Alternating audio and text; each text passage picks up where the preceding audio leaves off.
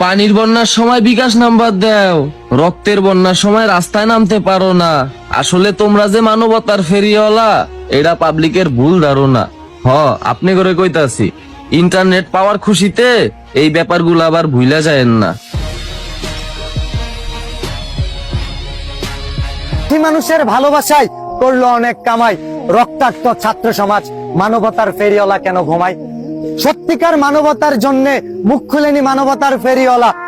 গরিব দেখিয়ে টাকা কামিয়ে ঘুমিয়ে থাকার বান ধরবে যখন জাতির রক্ত ঝরবে। একটা কথা মনে পড়ে গেল, তোমরা যাদেরকে মানবতার ফেরিওয়ালা বলো তারাই তোমাদেরকে তোমাদের সময় মতো বলে কি যে আমাদেরকে শুধু বন্যার সময় ডাকবেন আর অন্য কোনো কাজে না। আসলে বেচারারা কি করবে, বেচারার বাপ চাচারা আছে বড় বড় পদে, এ সামান্য তোমাদের পাশে এসে দাঁড়ায় কি তারা তাদের পদ হারাবে নাকি?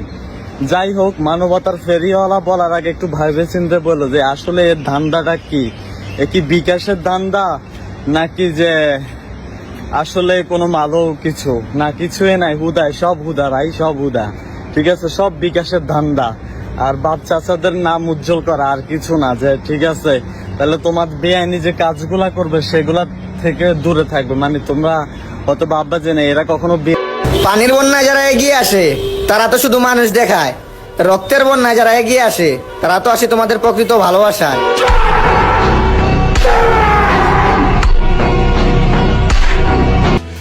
৭১-এর যুদ্ধে জন্মই হয় নাই, তাই হয়তো মুক্তিযুদ্ধ হতে পারেনি।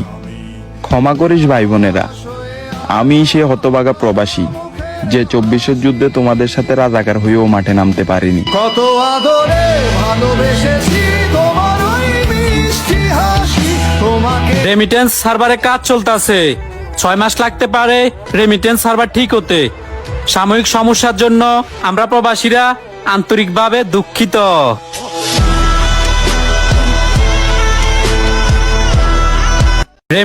ওমর বাইরে নিয়ে ভিডিও করে একটা জিনিস শিখছি, মানুষরে জ্বালাইতে এখন আগুন লাগে না, জাস্ট একটা ভিডিওই যথেষ্ট।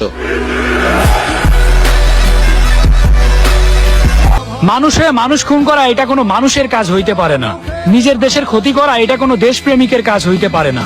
ভাই, আমি কোনো রাজনৈতিক দলের পক্ষে বা বিপক্ষে কিছু বলতে চাই না, শুধু একটা কথাই বলবো, নিজেদের স্বার্থ হাসিলের জন্য সাধারণ মানুষের ক্ষতি করবেন না।